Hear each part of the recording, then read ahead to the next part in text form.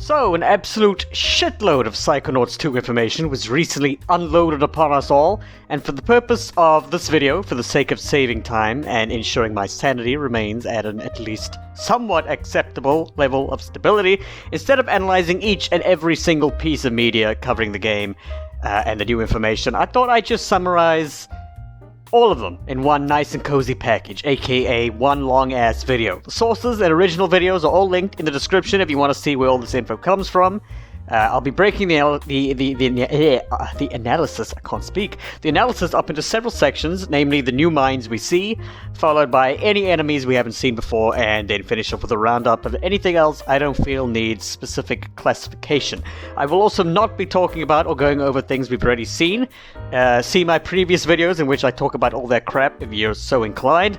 That includes anything about Loboto's mind. We know and have seen enough about that already. It's the first mind, I think. It sort of acts as a tutorial for a lot of the major elements of the game. Raz and company are trying to find out who Loboto works for by entering his mind, and it's full of teeth. Same goes for the mental connection ability. I've talked about that already, particularly in my Hollis Foresight video. One final thing, I will not be doing an analysis video for the new trailer, mainly due to the fact that I feel that there's not much point, considering how much more information and detail is contained within these preview videos I'm discussing. Alright, ready? Here we go. Oh yeah, one thing before we begin. Spoiler warning. First up, new minds. Sites like GameInformer and even Gamespot gave us some of the better views on what these new minds are about, who they belong to, and what you'll end up doing while inside them. Only 2 new minds were shown and playable from what I can tell before the people playing were presumably told to shove off. No more game for you! Yet. The first new mind is called Compton's Cook-Off and focuses on the concept of performance anxiety, according to GameSpot's preview video. Clearly represented in-game, or should I say cleverly represented in-game, through the use of an actual timer for the level. The mind itself seems to be some sort of cooking show / competition, yet again dealing with the anxiety aspect, because after all, these cooking shows are intense. You'll apparently be platforming your way around the level, zipping around the different cooking areas, all the while keeping an eye on that goddamn timer and trying not to slip on your own sweat because of the cheering and the noises from the crowd and the pressure-filled stares of the judges. Wow, that really is intense. At least you'd think so, but according to the GameInformer preview video, running up the timer doesn't actually result in you having to retry the entire level. You apparently just miss out on some bonus prize or something. It's not very clear what he means here. Based on the name of the mind, we can conclude that the Compton in question here is Compton Boole, a member of the Psychic Six, the group that founded the Psychonauts. All of the Psychic Six members were teased in the first Psychonauts game, you may remember, the portraits of the members being carved into the logs surrounding the campfire in the reception area. Dogan, one of the campers from the first game, shares the same last name as Compton, implying they are related somehow, although, to my recollection, it was never actually mentioned in the first game at all. It was sort of just a little Easter egg for those that paid attention to their surroundings. Here's hoping we actually get to see Dogan again in the sequel and guide him through another minefield or something. In fact, you know what, hell, let's just bring all the campers from the first game back. That'd be great. I'd like to see what Clem and Crystal have been up to. Interesting ways they've tried to kill themselves since then. Anyway, back to Compton's cooking. Jesus, talk about a digression. The judges of the cooking show are representations of other members of the Psychic Six, as well as other people within the Psychonauts itself, such as Otto Mentalis, the gentleman who we've seen working in that lab within the Mother Lobe, and Hollis Foresight, the current second-in-command of the Psychonauts.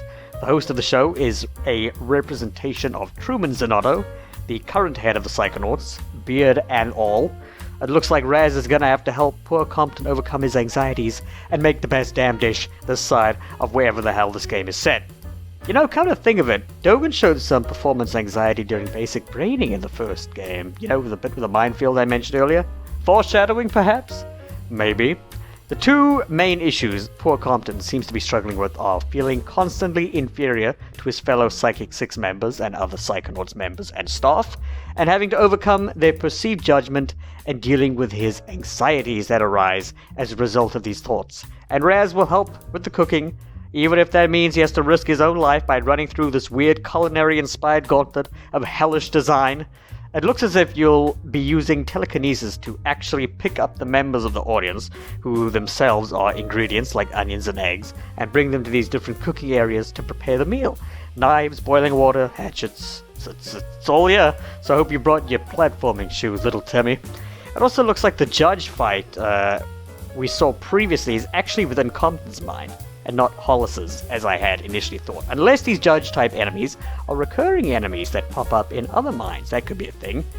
And checking out the Psychonauts wiki has seemingly provided the answer, and wouldn't you know it, this is apparently a new mini-boss type enemy called Judgment. I'm not sure where they got this information from, or how accurate it is, but, you know, there it is. I'm still not sure if it's limited to appearing in one mind, or all of them, or even if this information is accurate at all. It could be outdated. It's on the Psychonauts wiki. It's up to you to come to your own conclusion. There's not much else to say about this mind, other than the fact that one of the GameInformer guys seemed to have a really tough time with it, particularly the boss fight. He mentioned he had to turn on the game's built-in invincibility mode, or as he puts it, game journalist mode, and then he blew right through it. On to the next mind. New mind number 2 is called Cassie's Collection, and it belongs to another member of the Psychic Six, her full name being Cassiopeia. What's going on here isn't spelled out quite as clearly as was the case for Compton, but it seems, at least, according to the GameInformer video, that she has multiple versions of herself within her mind, within books, according to GameSpot's video, each corresponding to a specific personality aspect of herself. The GameInformer video mentions her writer personality residing within a part of her mind resembling a library, although the official name, according to the subtitles, is, I think, Teacher Cassie. That's what she's referred to as in this particular area. Also, it's not clear if the whole mental world is a library or if you know, just a portion of it is. The Psychonauts wiki seems to think the whole world is a library, so who knows? The accuracy is, I'm calling the accuracy into question. But what we see in here in the GameSpot preview is that the entire mental world is reflective of Cassie's creativity and is in fact basically composed entirely of paper objects and buildings, books, and other pieces of literary-inspired architecture. This is where we get another look at the game's 2D side-scroller platforming aspects. Raz enters a book here, and he can jump and he can run along the contents and the text on the pages. The images he picks up occasionally, those are mental figments cleverly disguised as illustrations in the book. We saw this in one of the previous trailers in Hollis's mind, with Raz running and jumping between different x-rays and shit like that. This book section, of course, coming from the GameInformer video as well. A new psychic ability is shown off, still within the GameInformer video. Honestly, they've done one of the best previews, to be honest, so check out their video, it's in the description. So I think this new ability is called Projection, and it produces something called an archetype of Raz, which is essentially a completely flat clone that can pass through very small or thin areas for you. Lots of puzzle potential there, what with activating switches and all that good shit. He also apparently can help somehow during combat, although that's not really delved into too much detail. Not much else is known about Cassie's world at the moment, unfortunately, just from the variety on display here, and the fact that the journalist got around 6 hours to play through these minds is a good sign, because not only does it seem like Tim Schafer's insistence on the game being bigger is true, but it also implies that the bit he mentioned about there being more mental worlds is also correct. And that brings me to the enemies. Finally, we were given absolute clarity on what the enemies look like and which ones were which. That was a point of confusion for me from the previous video. Confusing regrets and bad ideas and shit like that. Let's go through them once more, briefly. The enemies we've already seen are regrets, these flying enemies that carry weights around with them. The GameSpot video mentions how you're able to psyblast these regrets, pick up their weights, and hurl them at other nearby enemies using telekinesis. Telekinesis, by the way, now functions similarly to a game like, I don't know, Destroy All Humans, for example. You can now actually move while using the ability and pull items from around you with zero effort, seemingly. And as for Psyblast, thanks to the GameSpot video, we now know that the ability has a cooldown and does not rely on you having to run around picking up raw aggression for ammunition, like was the case for the first game. Next up are bad ideas. They run around hilariously when lit on fire with pyrokinesis, which actually has a visual indicator this time around. for where the flames will pop up. That's another interesting bit from the Gamespot video. Pyrokinesis now has a sort of bubble-shaped visualizer, so you'll know exactly where you're aiming or what you're trying to set on fire. The Bad Idea's main method of attack consists of throwing explosive light bulbs at Raz. Doubts are another new enemy, flinging purple goo everywhere that slows Raz down. They are also extremely flammable, so pyrokinesis will be your best friend when dealing with these cute sons of bitches. Next up, enablers. Enablers buff other nearby enemies. These buffs include granting a fellow enemy invincibility, as long as the enabler is still alive. This is represented through a green cord connecting the enabler and the enemy it so chooses to buff. Another buff mentioned in the GameSpot video is a speed increase, so that just sounds fun as hell. The GameSpot journalist recommends the use of time bubbles, a new power that allows Raz to focus on a specific object or enemy and slow them down. We gotta look at a few mini-bosses as well, my favorite being the Loctopus in Hollis's mind. I'm not gonna talk about these because we know nothing, apart from how they look and their names. I call these mini-bosses because they're not the primary focus of the mental world they occupy, and they very well could be actual tougher bosses down the line we have not seen. This is just semantics at this point, so moving on. Curses, senses rather, I can't read. Senses we've talked about already, so I'm skipping those, and that about does it for the new enemies we see in these video previews, at least the ones we'll encounter most commonly throughout the game. And now I will end the video with a semi-rapid fire listing of other miscellaneous crap we had to see in these videos, including collectibles and all, that good shit. Skill Up mentions that Raz gets hazed by the other interns upon his arrival to the Mother Lobe. The hazing, of course, including a bit where Raz gets locked in a closet and has to hand the other interns his clothes. The Mother Lobe itself is a huge, freely explorable hub world, and the IGN video mentions how they spent a significant amount of time just exploring and talking to the other NPCs in the area, confirming that most, if not all, NPCs will be interactable and have unique dialogue. Of course they'll have unique dialogue, this is a goddamn Tim Schafer game. Check out all the videos, I've linked in the description for some better shots of areas within the Mother Lobe. There are naturally combat upgrades. Clairvoyance has made a return and is apparently significantly more useful this time around, sometimes actually being a requirement for puzzle solving. The perspectives of others seem to be more dynamic now, with a lot more movement and animation involved compared to the first game, which basically utilized a JPEG for how each camper or NPC saw Raz. There is a mental health advisory warning when you start the game. Here it is. Pause the video and read it if you want.